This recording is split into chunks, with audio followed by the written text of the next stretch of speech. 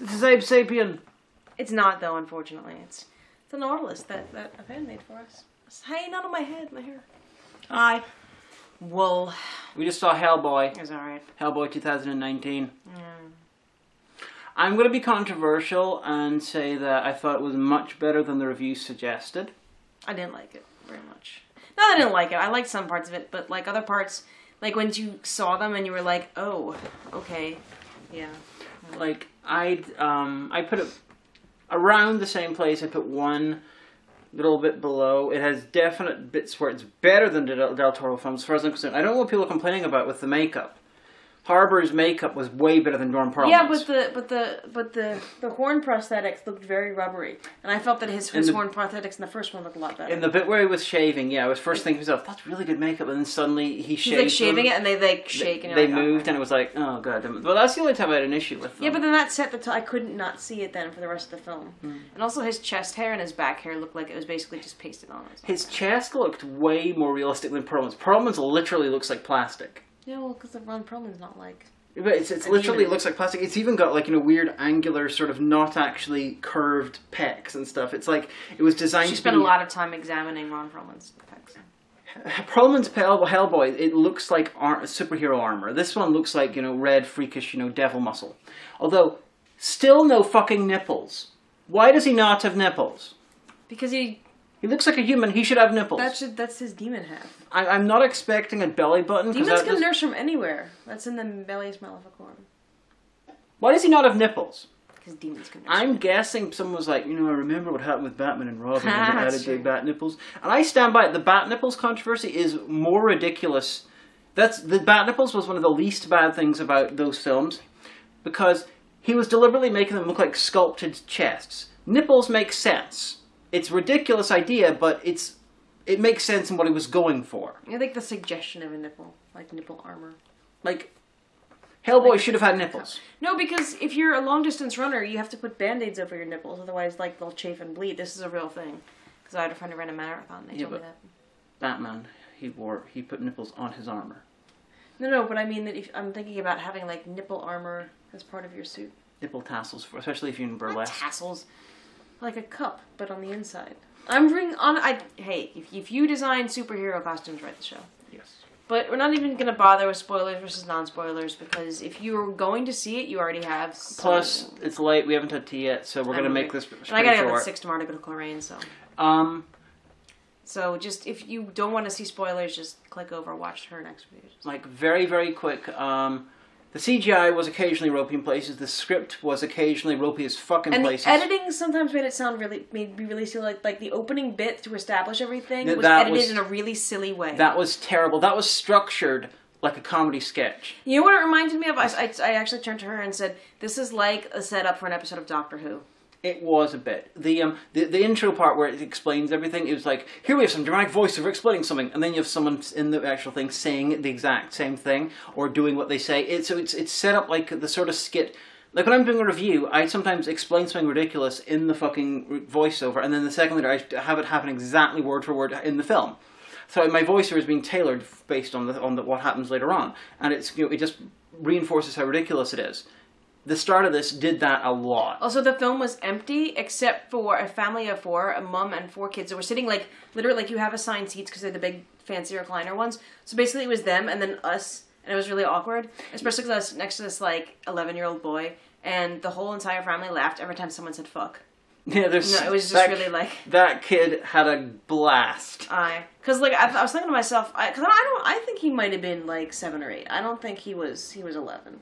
You called it 11, but I think he's a bit younger than that. The first shot is like, you know, a crow pecking out the like bulbous, distended eyeball of a corpse, like a putrescence goes down, and the first sentence has the word "fuck" in it. And I thought to myself, should this kid really be seeing this?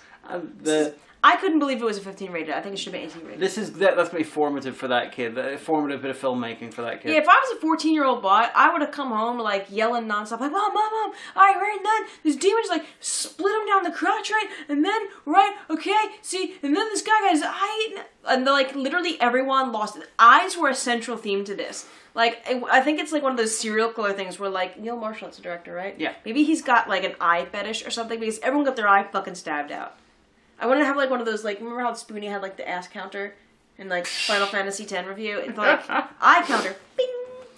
Anyway, but for good and bad things in the film, David Harbour was fucking brilliant. He was really, really good. Yeah, I really did believe him as like a big, muscly, take no shit. Obviously a little bit younger than the Ron Perlman version. I can really see him sort of, in a couple of decades, being the Ron Perlman version. His lines were hokey though, but I guess that's the scriptwriter, not him. Yeah, he was just a little bit bratty. While Ian McShane, nowhere near as good as John Hurt. No. I kept thinking, it was so much better when you were John Hurt. The relationship, everything was better with John Hurt, especially the ridiculous sort of aging plot and stuff. There was a bit in it where people froze aging and stuff, which I believe was only in there to explain to have Ian McShane why he was around in World War II. It's like you could have just had the dad be already dead and flashbacks and stuff. Right. But you could tell that big chunks of this were originally in the very, very earliest stages intended to be Hellboy 3, because there is a lot of callbacks to previous things which make more sense when it's not a first new film, but a series of long-running things. So we could see that they'd had adventures between Golden Army and that one.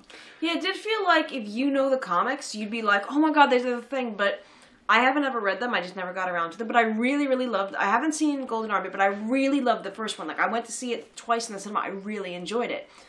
And, are you done? Because I know that's fine. People in the comments were like, Omega, stop interrupting Hagen. No, Omega cannot interrupt me, we are one being. But, see, it just kept reminding me of a movie that it wasn't. Like, it took some stuff from Men in Black, and I started thinking, Men in Black was such a good movie. I think we have that on Blu-ray. I really want to watch it. You have Men in Black 3 on Blu-ray. We do. It's got Jermaine Clement. We found it at the Pound Shop.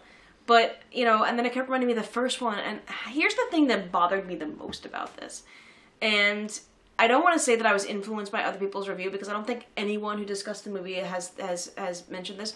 In the first Hellboy, you really got these kind of little glimpses of this wider world of like, this network of shadow people and wizards and witches and monsters and demons and stuff like that. Kind of Men in Black-esque that exist in this world, but it was little flashes, little hints to make you think, oh, there's this bigger, wider world out there. And I liked that. That really appealed to me. This was like, it took all of those bits, put them up on the wall, nailed them there, sat you down on It's a Small World After All on a little tram, and then shone like a spotlight on all of them. And it felt very Joss Whedon. It felt what I disliked the most about Joss Whedon's stuff towards the end. You got that a lot in Angel of, gee, do you want to hang out at the Fairy Bowling Alley or the Demon Bar tonight? Oh man, I had tickets to go to a concert with the werewolves. It just felt very World of Darkness, very Super Friends-ish, it just felt hokey to me, and I didn't like it. Yeah, while both Del Toro ones were very focused in their piece of Hellboy universe that they were dealing with. Yeah, they had this almost kind of like steampunk-esque kind of dieselpunk thing. The little glimpses of other stuff. This one is absolutely chock full of a bunch of other stuff. It's like the third or fourth film in a series, or possibly like, it's the weirdest comparison, but Buckaroo Banzai and the Across the Ninth Dimension, because it's like that. That's like a crossover movie in a long-running cinematic universe. Buckaroo Banzai is like watching the Infinity War without seeing any other MCU films and never having heard of Marvel. This is a little bit like watching, say, Iron Man 3 or something like that. Like I saw the Avengers without having seen any of the other of the MCU up to that point. Yeah. Although I know cultural osmosis, Yeah, it's ill-structured in that way, but I was perfectly fine with it. I mean, it's clearly there's a bunch of supernatural shit going on in this world, and so they're just like, yeah, this happened. Yeah, but just the way that it was brought, it felt very ham-fisted, whereas Del Toro's are more subtle, more atmospheric. That's true. Like the fucking Clockwork Nazi, which is disturbing, and just the best part of like, oh, that fucking Clockwork Nazi. And you see him, and then there's this guy. It's me, the Lobster, and I just thought that was great. But apparently, he's someone that we're supposed to know. Is he from the comics? Lobster Johnson from the comics. Who the rumor was, whenever they were working on Hellboy 3 originally, which got cancelled, obviously, Lobster Johnson would turn up and be played by Bruce Campbell. Fantastic. Which would have been great casting. I liked the girl, Alice. She was great because they had this connection. She and Hellboy had a connection, and it wasn't a romantic connection, and you got the feeling it never would be, and I liked that. I really liked that. Since I'm far from an expert in the Hellboy comics. I was sad that we saw Hellboy's apartment and we did not see any cats. That might have been a Del Toro edition though, because he did a lot of. Apparently, Mignola, from what I've read, did not like Del Toro's Hellboy films very much because he put his own spin on them, especially in Golden Army. Golden Army is basically like Batman Returns is a Tim Burton film 90% and Batman film 10%. That's fair. Golden Army is a Del Toro film 90% and 10%. He's good at it. He is Oscar winner Guillermo del Toro for a reason. Like I know, but Mignola, this film is a lot more like what he does in the comics. I guess. I don't know. I mean, and like I said, some stuff was really good. The pop culture references felt really flat. It felt like, like out of a Shrek movie, but the kids next to us seemed to think that was funny. Your man was really good. Daniel Day Kim. His accent was hilariously bad, though. It really was. And I kept thinking, I recognize his voice. Where do I know his voice from? He was Johnny Gat in Saints Row. That's right. He's a quite a prolific voice actor. He was in. I know what you've seen him in. Mm. He was in what do you call it? God damn it, Divergent, Ascendant, Malignant. That series. He was like. Thank you for your candor. Yes. Yes, he was the head of House Candor. Or yes. Whatever. The lawyers. But yeah, but there was a name, but it wasn't House. It was something. It was Candor. Though. No, but there was Candor. There was. I don't remember Divergent. I do because I liked that because I liked his character because he was like lawful neutral. I don't think I've ever seen the last one. We should watch that. At some point. No, we shouldn't. It was bullshit. Wait, did they even make the last one? We're going to do it as a TV they made it. thing. I think they made it as 2 TV movies or something like that. Yeah, it was bullshit. We should have to look this up. She dies at the end. I googled the plot because we watched the first couple in the cinema. I only seen the one that I went to go see, Divergent with Robin. Okay, I saw at least the first 2 in the cinema. Bullshit. Did we watch the last Maze Runner? Because I got the Maze Runner trilogy through there. No, we didn't. We saw the second one, which was with your man Littlefinger as Steve Jobs, and I know how that one ends because I looked up the wiki anyway. Yeah, that had nothing to do with it. I'm not a spoilers person. I actually just got in a huge conversation with several people this week because I put on Facebook. Look, I've only seen the first season of Game of Thrones. I'll see them someday, but I'm not a spoiler person, so I'm a spoiler-free safe zone. If you want to talk to somebody and you can't spoil it for anyone, come talk to me because I'll always listen to you go on about it. You cannot spoil anything for me because I don't care. And then everyone's like, no! You have to know it all you can't know any spoilers. You have to watch it all right now. And I was like, I'm busy. I believe Daniel Day Kim was also in the Babylon 5 spin-off Crusade. I don't think I ever saw that. I definitely didn't see that. I was really into Babylon 5, and then I got really busy in high school, and I'll watch it. It was around about the time the Shadow War started is when I got busy. But yeah, no, he was good, although his twist was incredibly easy to see, and you're like, oh, okay. It was in the trailers. Oh, I forgot that. I didn't even saw the trailers. But yeah, like the second I saw him jab himself in the leg, I'm like, yep, he's suppressing some kind of power. And he was like, there I was in the jungle. I was like, lycanthropy. He caught lycanthropy. And they had a hilarious bit where these guys, basically a bunch of rich twats, and being like fox hunting for giants. And their leader is Dr. Stanley from The Terror. And he was also one of the guys in Rogue One. Oh, I read. That's where I think I must know him from. And there you get... They spoilers, they betray Hellboy. They're going to murder him because, villainous. But... I was expecting them to, we're going to take you on a giant hunt, and then you're going to help us kill the giants, and then they try to kill him, and I was like, I was genuinely surprised that there were actually giants out there, because we know they hunt giants, but I figured they'd fake a giant attack to get him out there to kill him. But no, they're killing him, like they stab him 150 times, and then 3 fucking giants somehow sneak up on them. It's like, you're really good at hunting giants, dude. Maybe they just waited for that to be the chance, because they knew his dad would figure out if they were bullshitting. These giants are bigger than a large building, and they can get... This is the best bit of It snuck up on them. This is the best bit of sneaking... Snake. This is the best bit of sneaking I've seen in a film since Terminator Salvation, when a fucking giant robot that size snuck up on people. People who spend their lives fighting giant robots. Jesus Christ. It was really, really gory, but then I guess and some of there were parts when like a practical effect would have done, like, by the way, they go to meet Merlin, who's from Dublin. Yeah, He's got this it's thick Irish accent. Merlin. Not even comedy Irish accent, like Dublin Irish accent. Merlin, it's Brendan Gleeson's son, but Merlin is in the tradition. He is Celtic, but he's Welsh, not Irish. And you've been saying boyo. I know the Welsh say that, don't they? That's stereotypes. People have told me the Welsh say that. I've only met one Welsh person before. And that's Welshy, and I've only met him for like a handful of times. So nice guy though. But yeah, so there's this part where Merlin's like, "Aha, give me your hand," and it's a shot in silhouette. So they could have had some kind of blood pack concealed in his hand. They go, but they CGI'd liquid, and it looked so bad. It looked like I did it on After Effects. The CGI. And I was like, you paid for that. You could have used for less than £1. You could have made a practical effect. The CGI is fairly ropey in chunks, like the writing is fairly ropey in chunks. Though, I imagine, it's been a couple of years since I've seen the original Hellboy. I imagine the CGI hasn't held up. Although that's years earlier, so it's got more of an excuse. So it's kind of not fair. It's like, CGI is very weird. Even big budget films which are good occasionally have terrible CGI. Like, look at the end of Black Panther. There's a lot of shots which are ridiculously bad. Like, especially when Black Panther and Black Panther and the Golden Jaguar are fighting and falling in this one shot. Going down into Wakanda.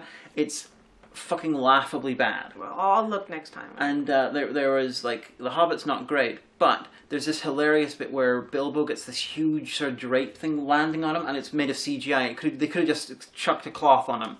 You know what it reminded me of? I forget what we watched. We watched something where some like medieval person goes to like pitch out some like bath water. And that was Vikingdom. Okay, that's what that is. Like, you could have just had water. Why didn't you just have a pail of water? Yeah, it would have been free. You paid for that. But yeah, and it was all in England, which I guess makes sense, but I guess I really associate Hellboy with America. Maybe it's just because... To be fair, Hellboy wanted a bunch of stuff set in Russia. I guess. And he was always sort of, portaled into our world in Scotland. I don't know why Mignola chose Scotland, but he did. I'm not sure why the Nazis would be in Scotland. You'd think that, what do you call her, Miss Price, would be able to, from Bedknobs and Broomsticks, that she would have, destroyed him. Actually, I want a Hellboy, Bedknobs and Broomsticks crossover. Yes. Angela Lansbury's still alive. Make this happen, somebody. But like I say, if you're gonna go see it, you already have McCoy's and Pecorum say Dusty. Like I think that I will become old and senile, and they'll find me on the street, and they'll say, "Ma'am, do you know where you live?" And I won't remember my address or where I was born or my name or anything, but I will always remember the 4 words from Bedknobs and Broomsticks and the Pledge of Allegiance in Latin because I learned it in high school, and probably the 10 phylum, because those are the things that apparently are committed to my memory forever. Oh, and one other thing. This is the most thing that is specific to my life. When I was in 6th grade, my friend Maura broke her ankle, and everyone kept asking if they could use her crutches. And so, because this was starting to piss her off, right, she said, okay, she invented a tongue twister. If you said the tongue twister correctly, you could use her crutches. And I had no interest in borrowing her crutches, so I just watched, and it was funny. But it was Cranai Cry Turyutches. This was in 6th grade. This is the early... No, Cranai Cry Turyutches. Cranai Cry Turyutches. Turyutches. Cranai Cry Turyutches. See? Turyutches. Turyutches. Right? Cranai Cry Turyutches. No, not nutches. I get to borrow 1 crutch. Yeah. So pretty much, this is something that it's hard ingrained in my brain. And I told her on Facebook, because she's married and has kids and like a career, I still remember how the magic key phrase to use your crutches. And she's like, that's crazy. I'm like, I know, right? So old and senile, but I'll still be able to raise the English dead, pledge allegiance in Latin, know the 10 phylum, and ask for Morris crutches. I'm really hungry at this point. We're really tired. Yeah. So yeah, I suggest you go to see it, because it's not making no money whatsoever. I'm not expecting... I am far from expecting a sequel. The ending is like, sequel bait, and we're like, I'm not going to make enough. I'm sad that there won't be a sequel, frankly. I'm not... I should give it back to Del Toro. Actually, yeah, if they could well do Ghostbusters and decide that the remake didn't work so well, so let's go back to the original thing. Although I expect the Ghostbusters 3 to be fairly terrible as well. Allegedly, they're doing the same thing with Conan. I know that for like 10 years they've been trying to do a third Arnie Conan after Aquaman's version didn't do very well, but it seems to always sort of flounder. I don't So, know. but you know, I'm always happy for more Hellboy. It's a fascinating universe. Yeah, I mean, like I said, if you were like mad to go see it, you probably have already seen it. But you know, I mean, we saw it on half price night because we're cheap. But you know, Yeah. help make some money, I guess, or watch it on Netflix. You know, no one's got a gun to your head, or a rock hand to your head. Pachow. You better hit it soon because I'm out of frame. Daniel Day Kim's accent was fucking hilarious. It was the funniest English accent this side of Dick Van Dyke. It was really. You know, phallus fun lesbian. That should totally be a drag king name. Ha! Phallus fun lesbian. You know, this American with a terrible English accent, that'd be amazing.